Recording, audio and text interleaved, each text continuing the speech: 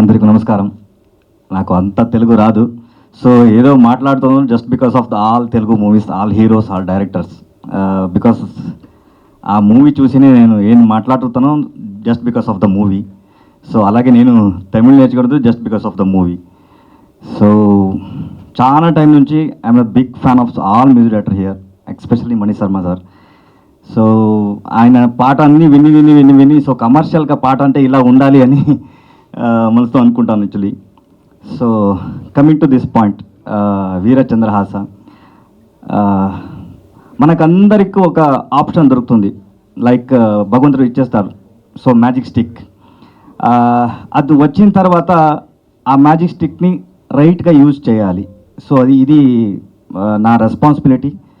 So ఒక 8th standard fail, లైఫ్లో నేను చూసేది అన్ని డిజాస్టరే. అప్ టు ఉగ్రం వచ్చిన తర్వాత ప్రశాంత్ సార్ నన్ను చూసి ఈయన ఏదో చేస్తాడు అని సెలెక్షన్ వరకు so my life is like disaster. ఏం టచ్ చేసినా అది డిజాస్టర్. సో అలాంటి నా లైఫ్లో ఒక ఆప్షన్ దొరికింది, రవి అని ఒక పేరు. So he give me the opportunity. ఆ రోజు ఆయన లేకుండా so today I'm not here just because that Ravi. ఆయన హెల్పింగ్ చేసిన తర్వాత ఆయన నా పేరు నేను పెట్టుకొని ఎవరెవరు రవి అని నన్ను పిలిపిస్తారో so I have to give that credit to him entire my life. So దాని తర్వాత నాకు లైఫ్ ఇచ్చింది, సో ఒక హోప్ ఇచ్చింది Prashanth Neel sir, he's my God.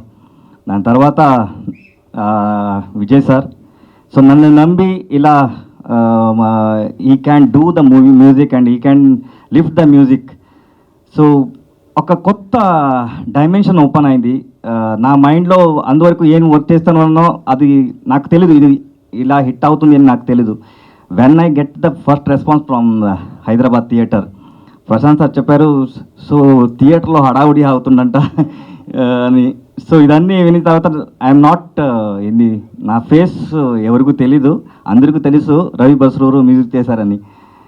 So thanks for that love, just because of you guys. మీరు లేకుండా సో అది ప్రజలకి ఛాన్సే లేదు. So just because of you guys that movie become that much bigger hit. దాని తర్వాత ఎస్పెషల్లీ తెలుగు ఆడియన్స్కి నేను చెప్పాలి, సో మూవీ అంటే సంభ్రమించాలి. So that I have learn from Telugu people. So thanks for everything. ఇందువరకు నేను ఎలా వచ్చానో just because of your love. So ఇది నా రెస్పాన్సిబిలిటీ. 12 years నుంచి నా డ్రీమ్.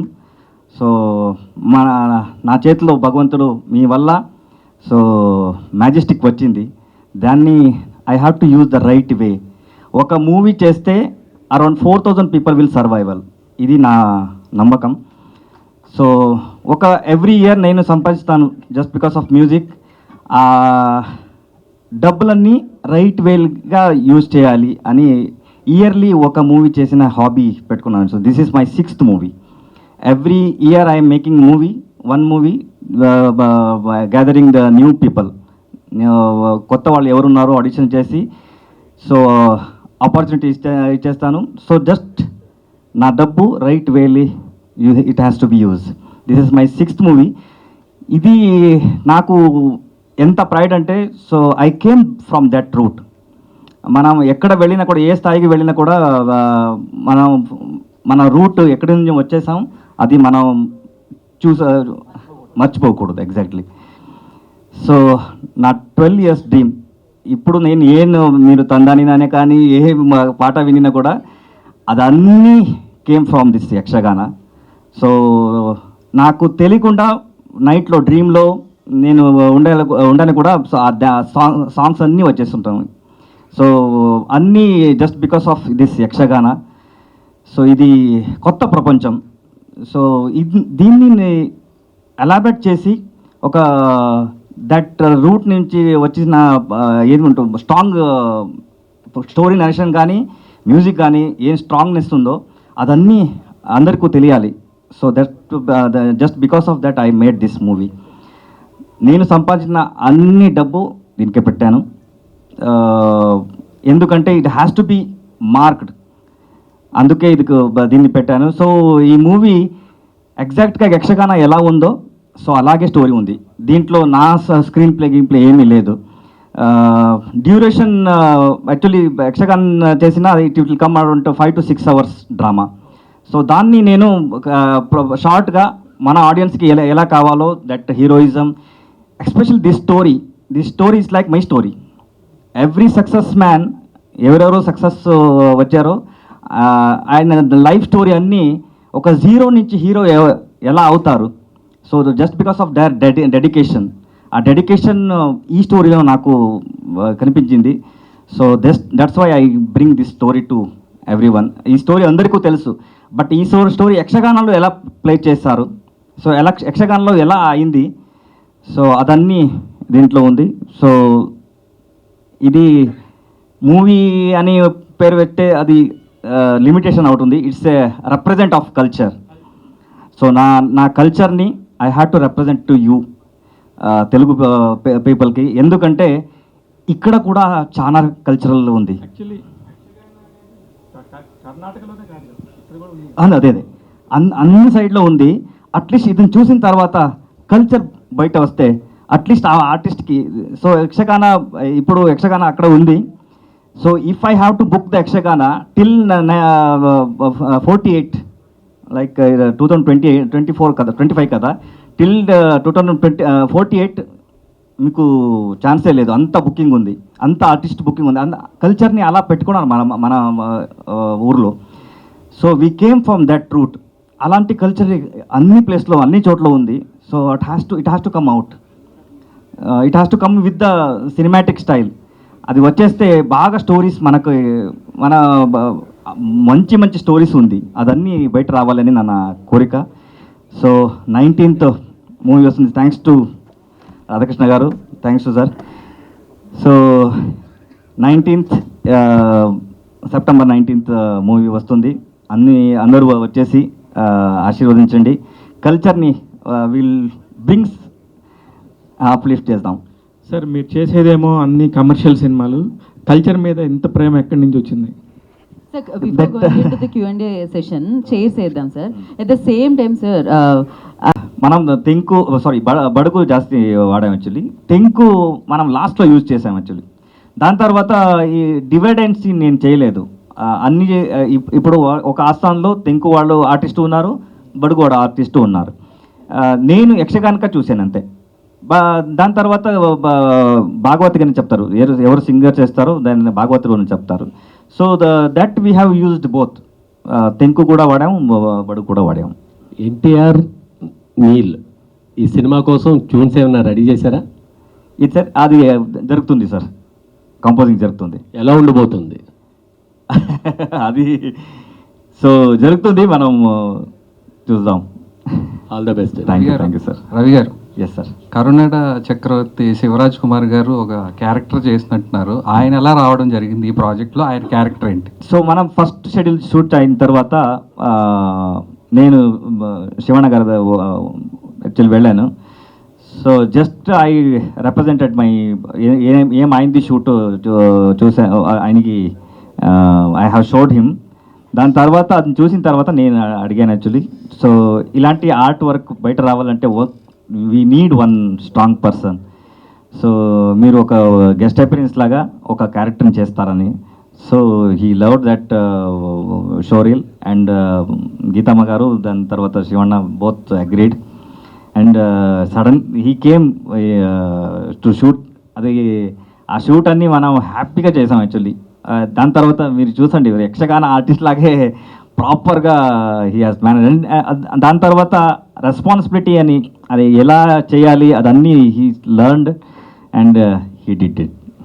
రవి గారు, థ్యాంక్స్. ఇలాంటి మూవీస్కి CGI వర్క్ అంటే చాలా ఉంటుంది. సో దాని మీద ఎంతవరకు ఫోకస్ చేశారు? ఇది మన చేతిలో ఎంత అవుతుందో, సో ఎక్స్ట్రీమ్ లెవెల్ మన చేతిలో లేదు. సో స్టోరీని ఏం చెప్తారు, జస్టిఫికేషన్ చేసేదానికి ఎంత అవుతుందో సో అంతవరకు మనం చేసాం యాక్చువల్లీ. ఓవర్ VFX మన చేతిలో అంత శక్తి లేదు. So but I have confidence, నేను కాన్ఫిడెంట్గా ఏం చేస్తాను. మ్యూజిక్ యూ కాంట్ ఇమాజిన్, ఎందుకంటే మోడర్న్ లేకుండా మన రీజనల్ సౌండ్ ఇంత బాగుందని ఏం థియేటర్ వైబ్రేషన్ వస్తుందో అది అన్ని మన రూరల్ ఇన్స్ట్రుమెంట్ యక్షగానంలో maddale and chende this two instrument having all frequencies అదన్నీ మనం రికార్డ్ చేసుకొని I have given to my US team and they are processed it. అది విన్న తర్వాత నాకు కాన్ఫిడెన్స్ వచ్చింది, ఓకే మనం ఏదో చేస్తామని. సో అంత every state having that rural sound, ఏం చెప్తారు, రా సౌండ్స్ అన్నీ మన రూరల్లో ఉంది. సో అదన్నీ యూ కాంట్ ఇమాజిన్, అంత సౌండ్ అన్నీ సూపర్గా ఉంది. ప్రొడ్యూసర్ గారు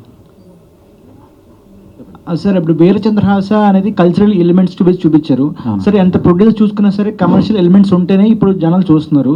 సో ఈ మూవీ ద్వారా మీకు ఎంతవరకు సక్సెస్ అయింది? ఐ మీన్ 100 days అయింది కదా, సో ఎంతవరకు సక్సెస్ జర్నీ అయింది మీకు? సార్ అది కన్నడలో 100 days సక్సెస్.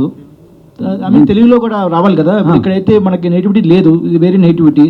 సో ఇక్కడ వరకు ఎంత మీకు ప్రొడక్షన్ వాల్యూస్ కాబట్టి అక్కడ ఖర్చు పెట్టిన దానికి ఎంత మేజర్గా అయ్యింది ఇక్కడ? సార్ కల్చర్ అన్నది త్రూఅవుట్ ఇండియా ఎక్కడో ఒకటి కనెక్ట్ అయి ఉంటుంది. ఇప్పుడు యక్షగానం కూడా not only belongs to Karnataka, ఆంధ్రాలో కూడా సమ్ పార్ట్స్ తెలుసు. అలాగే అక్కడ సక్సెస్ అయింది. బిఫోర్ కాంతార మనం ఎంత కాంతార మీరు సినిమా చూసే ఉంటారు, అది కూడా ఒక రీజనల్ లాంగ్వేజ్, రీజనల్కి సంబంధించిన విషయం. దాన్ని చూసి మనోళ్ళు ఇచ్చేశారు. ఇది కూడా యక్షగానానికి సంబంధించిన విషయం. పిక్చర్ మీరు చూస్తే యూ కెన్ అట్రాక్ట్, డౌట్. ఆ కాన్ఫిడెన్స్ తోటి సినిమా చూసిన తర్వాత చేశాను. రవిబసర్ గారు నేను 1 week డిస్కస్ చేసిన తర్వాత తెలుగులోకి తీసుకొచ్చాం. ఆర్ట్ అంటే మనం యాక్చువల్లీ ఆర్ట్గా చేయలేదు. సో కమర్షియల్ ఎలిమెంట్ నేను చేసిన అన్ని మూవీ కమర్షియల్సే. సో ఆ కమర్షియల్ యాంగిల్ పెట్టుకొని యక్షగానంలో కమర్షియల్ ఉంది. That story it self it's a commercial story. ఒక జీరో నుంచి హీరో ఎలా అవుతాడు, ఆయన డెడికేషన్ ఎంత ఉంటుంది, సో అదన్నీ కమర్షియల్గా ఉంది. There is no doubt. Ravi garu, సరే ఇప్పుడు మీ మ్యూజిక్ డైరెక్టర్గా ఒక ట్రెమెండస్ సక్సెస్ ట్రాక్ ఉంది మీకు. సో కేజీఎఫ్ కానివ్వండి, సలార్ కానివ్వండి. సో ఇప్పుడు మ్యూజిక్ డైరెక్టర్ నుంచి డైరెక్టర్ అవ్వడానికి ఒక కరెక్ట్ ఆఫ్ స్టోరీ ఉంటుంది, అంటే పల్స్ ఉండాలి ఖచ్చితంగా. ఈ స్టోరీ అనేది ఆడియన్స్కి వెళ్ళాలని. సో ఈ ప్యాటర్న్ చూస్తున్నప్పుడు నాకు మూవీ గుర్తొచ్చింది, ఉత్తమ్ విలన్లో కమల్ హాసన్ గారు కూడా ట్రై చేశారు పాట, కథక్కళి కేరళ. సో అంటే అది ఆ సక్సెస్ అంత అవ్వలేదు ఆ మూవీ. సో ఆ రిజంబులెన్స్ ఏమైనా ఉందా? ఆ జాగ్రత్తలు తీసుకున్నారు, అట్లా కాకూడదు మా మూవీ కొంచెం బెటర్. మూవీలో they have used that story. ఇది కంప్లీట్గా యక్షగానం అంటే యక్షగానం. ఇది ప్రజెంట్ సిచ్యువేషన్కి యక్షగానానికి అలా ఏమీ షిఫ్ట్ లేదు, బ్యాక్ స్టోరీ ఏం లేదు. దాని తర్వాత కమర్షియల్ ఎలిమెంట్ కానీ story is the main. Actually ఆ స్టోరీయే కమర్షియల్గా ఉంది. దాని తర్వాత మనం so I came from the commercial angle only. ఇండస్ట్రీకి వచ్చేది ఫ్రమ్ ఉగ్రం నా ఫస్ట్ మూవీ. అప్పుడు నుంచి ఉగ్రం టైంలో నా ఫస్ట్ మూవీ రిలీజ్ అయింది, సో గర్గర్ మండల అని. దాని తర్వాత కేజీఎఫ్ వచ్చింది, దాని సెకండ్ మూవీ రిలీజ్ అయింది, నేనే హీరో చేశాను యాక్చువల్లీ, బిలిండర్ అని. సో దాని తర్వాత థర్డ్ మూవీ వచ్చింది గిరిమిటన్. Next we're going to release in Telugu.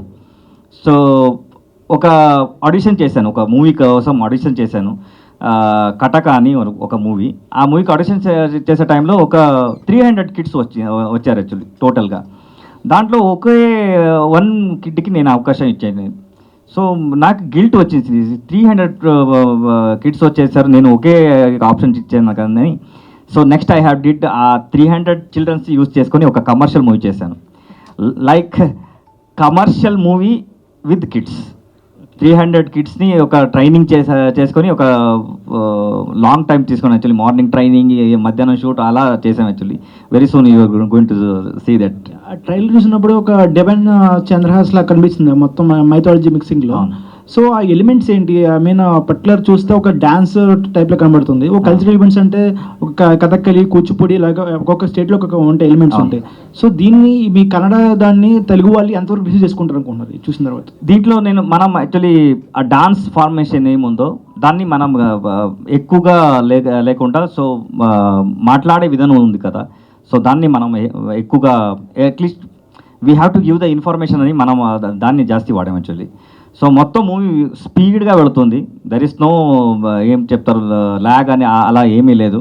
Back to back story వెళుతుంది. జేమ్స్ గారు హాయ్ అండి.